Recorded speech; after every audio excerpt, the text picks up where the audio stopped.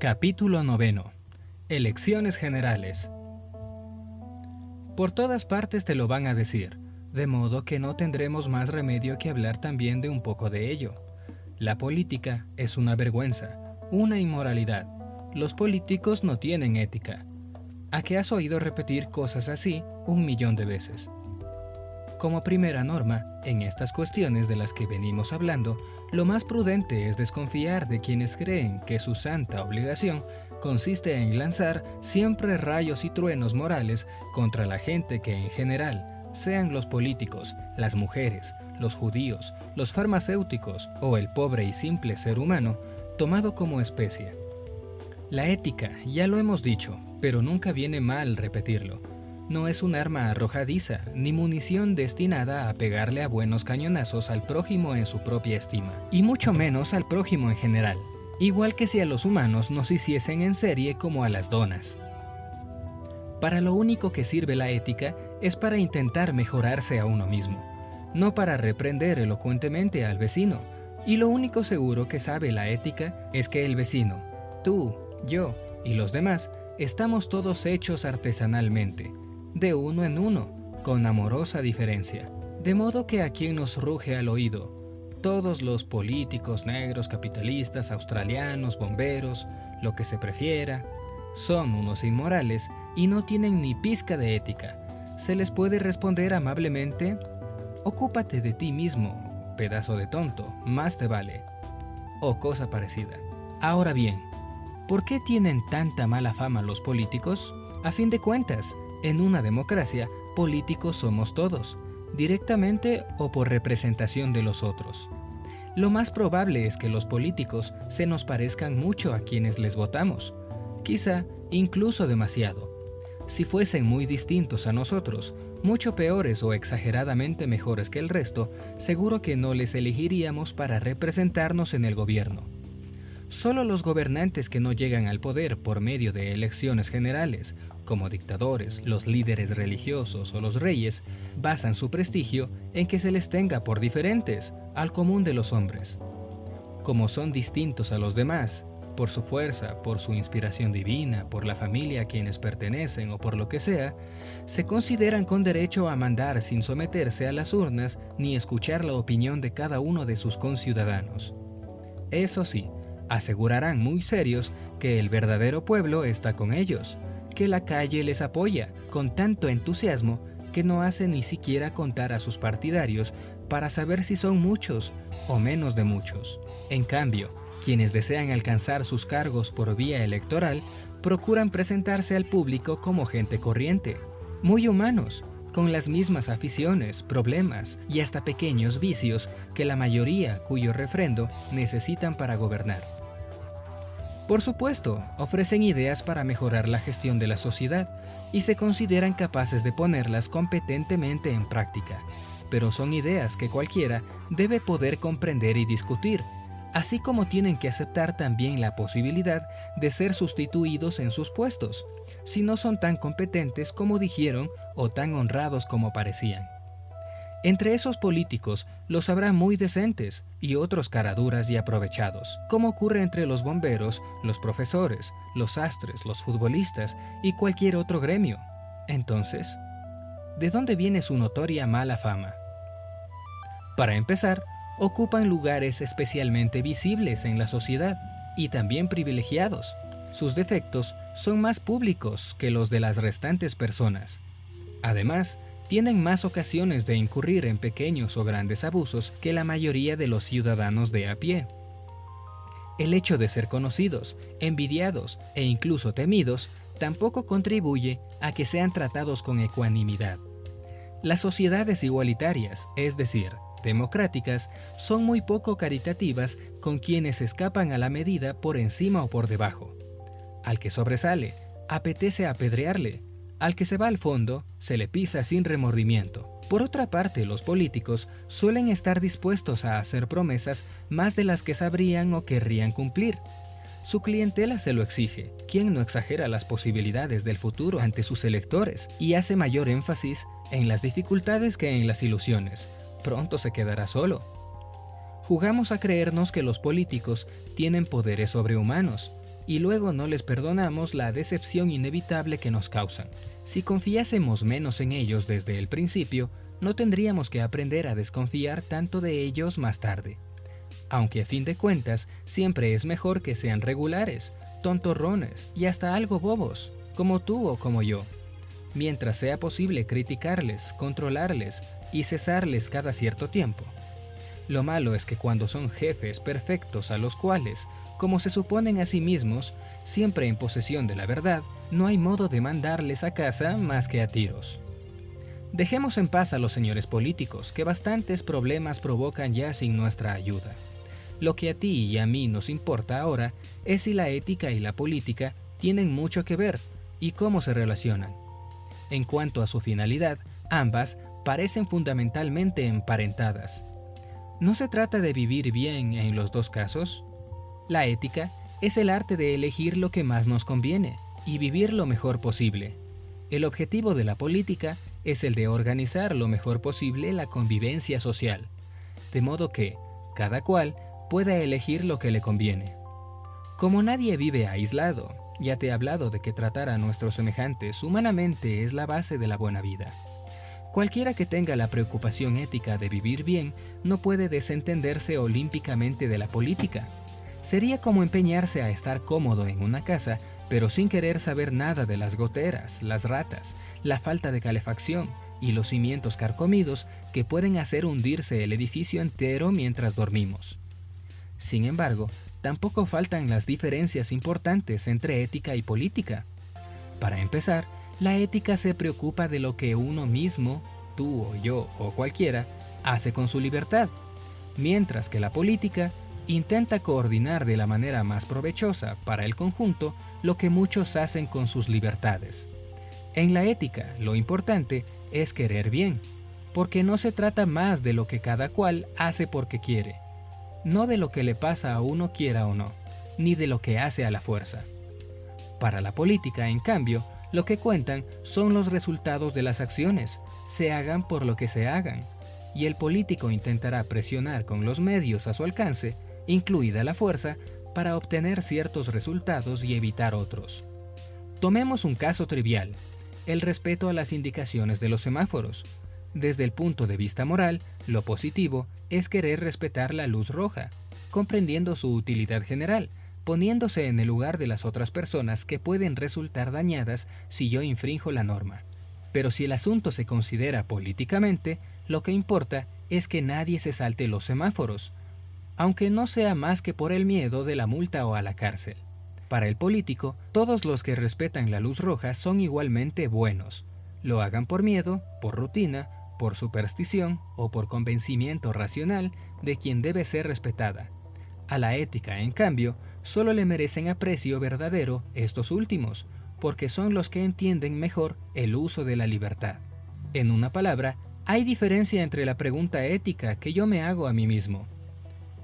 ¿Cómo quiero ser? Sean como sean los demás. ¿Cómo quiero ser? Sean como sean los demás.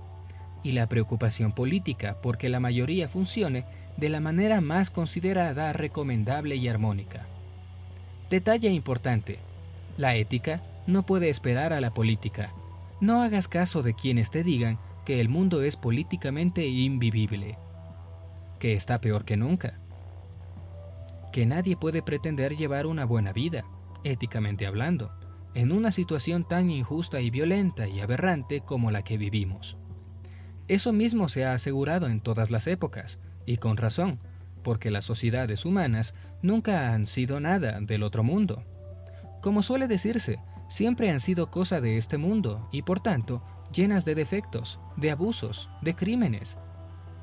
Pero en todas las épocas ha habido personas capaces de vivir bien, o por lo menos empeñadas en intentar vivir bien. Cuando podían, colaboraban en mejorar la sociedad en la que les había tocado desenvolverse. Si eso no les era posible, por lo menos no la empeoraban, lo cual la mayoría de las veces no es poco. Lucharon y luchan también hoy, no te quepa duda, porque las relaciones humanas políticamente establecidas vayan siendo eso, más humanas, o sea, menos violentas y más justas. Pero nunca han esperado a que todo a su alrededor sea perfecto y humano para aspirar a la perfección y a la verdadera humanidad. Quieren ser los primeros de la buena vida, los que arrastran a los demás, y no los últimos a la saga de todos. Quizá las circunstancias no les permitan llevar más que una vida relativamente buena, peor de lo que ellos desean. Bueno, ¿y qué? Serían más sensatos siendo malos del todo, para dar gusto a lo peor del mundo y disgusto a lo mejor de sí mismos. Si estás seguro de que entre los alimentos que se te ofrecen hay muchos que están adulterados o podridos, intentarás mientras puedas comer cosas sanas, aun sabiendo que no por ello dejarán de existir venenos en el mercado. O te puedas envenenar cuanto antes para seguir la corriente mayoritaria. Ningún orden político es tan malo que en él ya nadie pueda ser ni medio bueno. Por muy adversas que sean las circunstancias, la responsabilidad final de sus propios actos la tiene cada uno y los demás son coartadas. Del mismo modo, también son ganas de esconder la cabeza bajo el ala los sueños de un orden político tan impecable, utopía suelen llamarlo, que en él todo el mundo fuese automáticamente bueno porque las circunstancias no permitiesen cometer el mal. Por mucho mal que haya suelto, siempre habrá alguien para quien quiera el bien. Por mucho bien que hayamos logrado instalar públicamente, el mal siempre estará al alcance de quien quiera el mal.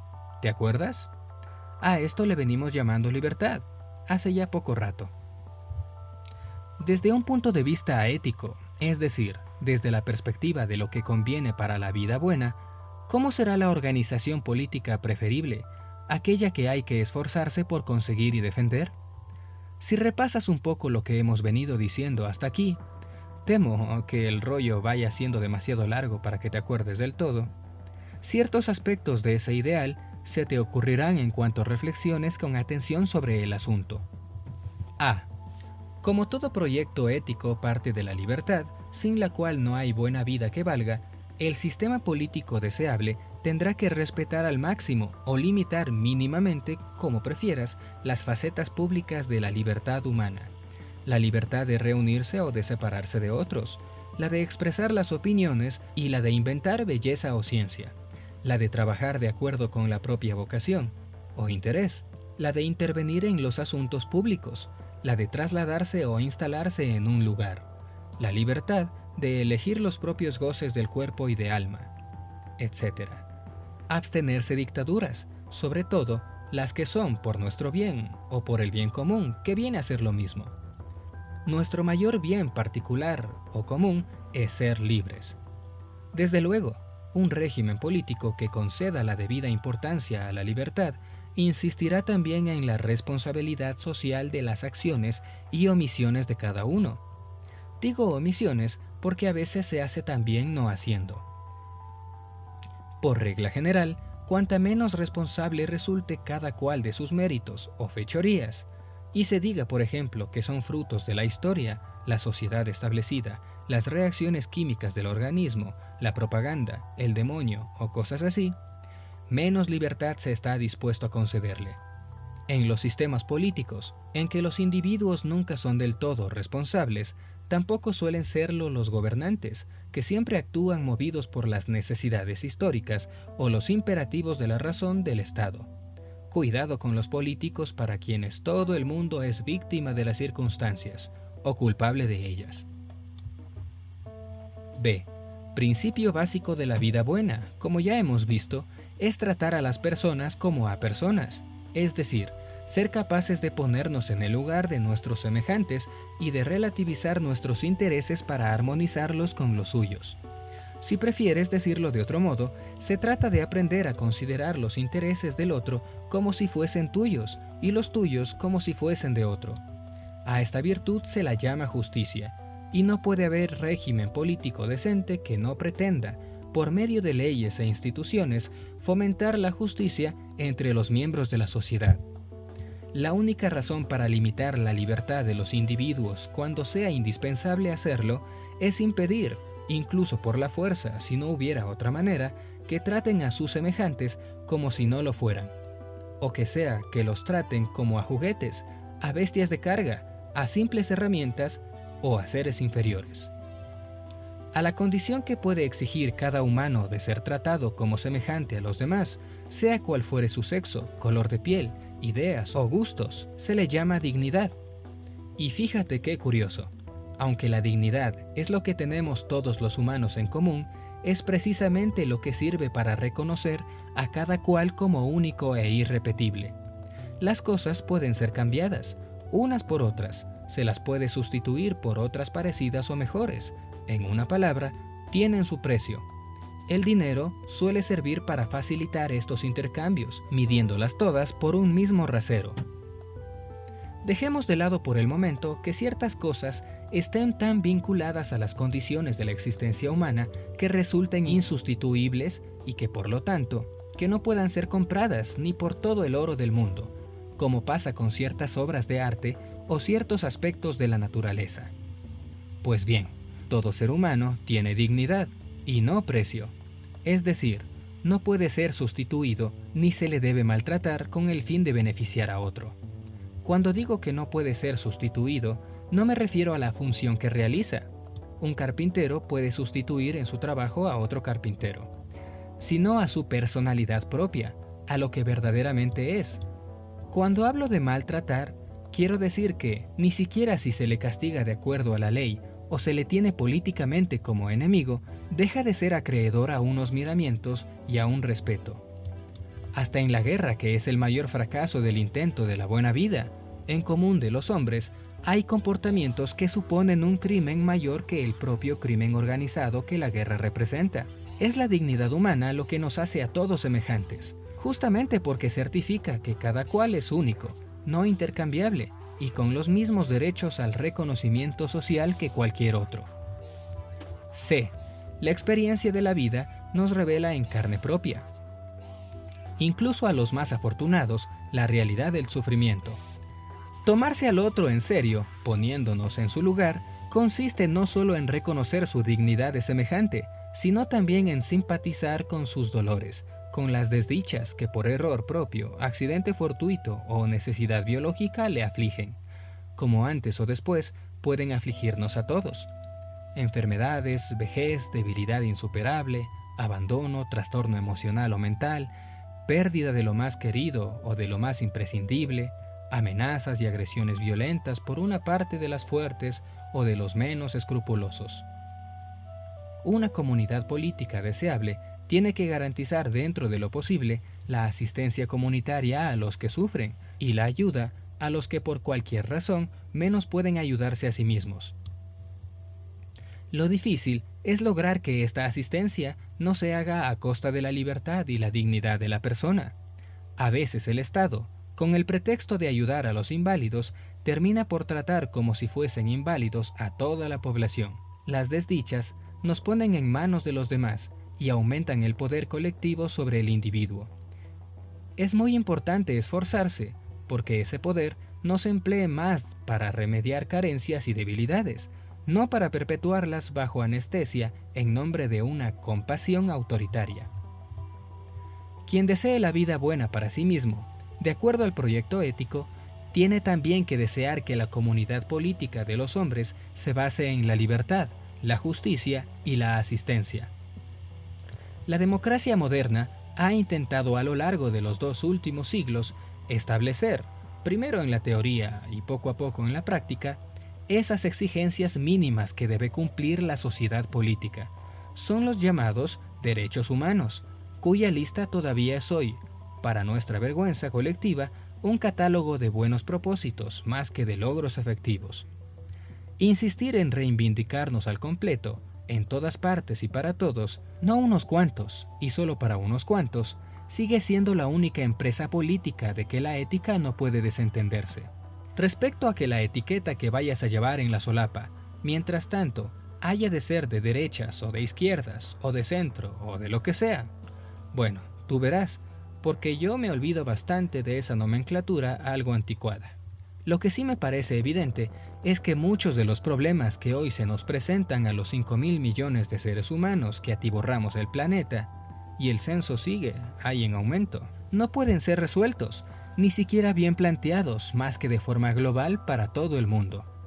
Piensa en el hambre, que hace morir todavía a tantísimos millones de personas, o en el subdesarrollo económico y educativo de muchos países, o la pervivencia de sistemas políticos brutales que oprimen sin remilgos a su población y amenazan a sus vecinos, o el derroche de dinero y ciencia en armamentos, o la simple y llana miseria de la demasiada gente, incluso en naciones ricas, etc. Creo que la actual fragmentación política del mundo, de un mundo ya unificado por la interdependencia económica y la universalización de las comunicaciones, no hace más que perpetuar estas lacras y entorpecer las soluciones que proponen. Otro ejemplo, el militarismo, la inversión frenética en armamento de recursos que podría resolver la mayoría de las carencias que hoy se padecen en el mundo, el cultivo de la guerra agresiva, arte inmoral de suprimir al otro en lugar de intentar ponerse en el lugar. ¿Crees tú que hay otro modo de acabar con esa locura que no sea el establecimiento de la autoridad a escala mundial, con fuerza suficiente para disuadir a cualquier grupo de la afición a jugar las batallitas? Por último, antes te decía que algunas cosas no son sustituibles como lo son otras. Esta cosa en que vivimos, el planeta Tierra, con su equilibrio vegetal y animal, no parece que tenga sustituto a mano, ni que sea posible comprarnos otro mundo, si por afán de lucro o por estupidez destruimos este. Pues bien, la Tierra no es un conjunto de parches ni de parcelas. Mantenerla habitable y hermosa es una tarea que solo puede ser asumida por los hombres en cuanto comunidad mundial, no desde el ventajismo miope de unos contra otros. A lo que voy. Cuanto favorece la organización de los hombres de acuerdo con su pertenencia a la humanidad y no por su pertenencia a las tribus, me parece en principio políticamente interesante. La diversidad de formas de vida es algo esencial. Imagínate qué aburrimiento si faltase, pero siempre que haya unas pautas mínimas de tolerancia entre ellas y que ciertas cuestiones reúnan los esfuerzos de todos. Si no, lo que conseguiremos es una diversidad de crímenes y no de culturas. Por ello te confieso que aborrezco las doctrinas, que enfrentan sin remedio a unos hombres con otros. El racismo que clasifica a las personas en primera, segunda o tercera clase, de acuerdo con fantasías pseudocientíficas. Los nacionalismos feroces, que consideran que el individuo no es nada y la identidad colectiva lo es todo. Las ideologías fanáticas, religiosas o civiles, incapaces de respetar el pacífico conflicto entre opiniones, que exigen a todo el mundo creer y respetar lo que a ellas consideren la verdad. Y solo eso, etc. Pero no quiero ahora empezar a darte una paliza política ni contarte mis puntos de vista sobre todo lo divino y lo humano. En este último capítulo, solo he pretendido señalarte que hay exigencias políticas que ninguna persona que quiera vivir bien puede dejar de tener. Del resto, ya hablaremos en otro libro. Y antes de continuar, escucha. No el hombre, sino los hombres habitan este planeta. La pluralidad es la ley de la Tierra. Hannah Arendt, La vida del espíritu. Si yo supiese algo que me fuese útil y que fuese perjudicial a mi familia, lo expulsaría de mi espíritu. Si yo supiese algo útil para mi familia y que no le fuese para mi patria, intentaría olvidarlo. Si yo supiese algo útil para mi patria y que fuese perjudicial para Europa, o bien fuese útil para Europa y perjudicial para el género humano, lo consideraría como un crimen, porque soy necesariamente hombre, mientras que no soy francés más que por casualidad. Montesquieu. Aunque los estados observasen los pactos entre ellos perfectamente, es lamentable que el uso ratificado, todo por un juramento religioso, haya entrado en las costumbres, como si dos pueblos separados por un ligero espacio, solamente por una colina o por un río, no estuviesen unidos por lazos sociales fundados en la propia naturaleza. Pues esta práctica hace creer a los hombres que han nacido para ser adversarios o enemigos, y que tienen el deber de trabajar en su perdición recíproca, o a menos que se lo impidan los tratados. Por el contrario, nadie debería ser tenido por enemigo si no hubiese causado un daño real. La comunidad de la naturaleza es el mejor de los tratados, y los hombres están más íntima y más fuertemente unidos por la voluntad. por la voluntad de hacerse recíprocamente el bien que por otros pactos, más vinculados por el corazón que por las palabras. Tomás Moro, Utopía.